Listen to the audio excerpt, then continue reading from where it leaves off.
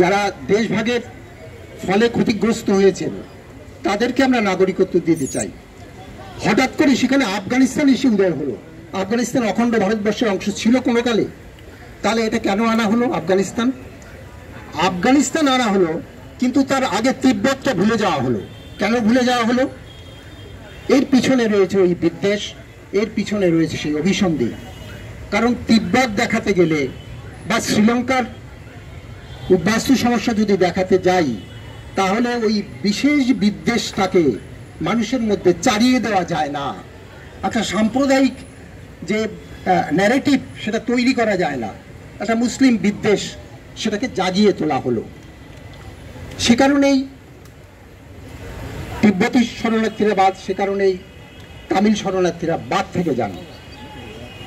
আমাদের প্রশ্ন, এই আইনের আরো অনেকগুলো গোজামিল রয়েছে। আপনারা যদি এটা খেয়াল করেন দেখবেন যে এই আইনে বলা হয়েছে 2014 সালের 31শে ডিসেম্বরের মধ্যে যারা ভারতবর্ষে এসে পৌঁছাবেন তাদের আবেদন করার সুযোগ থাকছে, তারা নাগরিকত্বের জন্য আবেদন করতে পারবেন। তো যারা ধর্মীয় কারণে, আমরা ধরেই নিলাম ধর্মীয় কারণে অত্যাচারিত বলে বলা হচ্ছে, তাদের যারা নাগরিকত্ব দেবেন বলছেন, মানবিক কারণ তারা বলেন, এটা খুব মানবিক কারণ। তো সে মানবিক কারণের কোনো সময়সীমা থাকে নাকি? 2014 সালের পরে আর কেউ অত্যাচারিত হবেন না, এটা থাকে নাকি?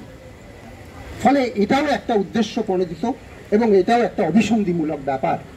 এবং আমরা তারপরেও দেখলাম, আমরা অপেক্ষা করছিলাম, 5 বছর লেগে গেল তাদের এই রুলসটা আনতে। সেই রুলসটা যখন এলো আমরা দেখলাম সেই রুলসে পূর্ব বাংলা, আমরা পূর্ব বাংলার কথাই বলছি, কারণ পাকিস্তান আফগানিস্তান থেকে যারা এসছেন তারা সাধারণত পাসপোর্ট করে এই দেশে এসে থাকেন, ফলে তারা ফরেন রেজিস্ট্রার অফিসে নথিবদ্ধ করেন। কিন্তু পূর্ব বাংলা এবং পাকিস্তানও একটা সময় ছিল, এটা মনে রাখতে হবে। এটা বিশেষ এই কারণে, কারণ এটা হচ্ছে দেশ ভাগের অংশ, অখণ্ড ভারতের অংশ, এবং কোনো লোক বিনিময় বা তেমন কোনো কিছু করা হয়নি। এটা একটা অমীমাংসিত অধ্যায় রয়ে গেছে।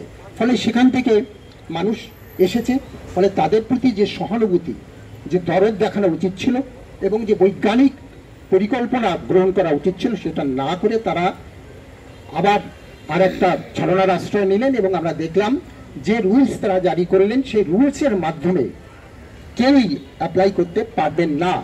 এখানে যার জন্ম তারা বাধ্য করছেন। আমি আপনাদের দু একটি সুনির্দিষ্ট উদাহরণ দিতে চাই।